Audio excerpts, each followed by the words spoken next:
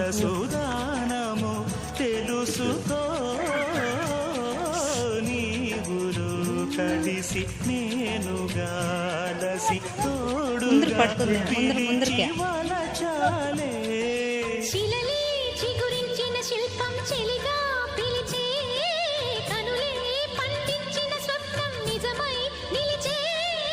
నేడో మరునాడో మన మమతల చరితల మలుపు తెలుసుకోవా వసంతంలా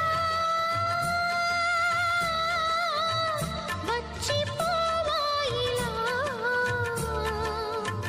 నిరీక్షించే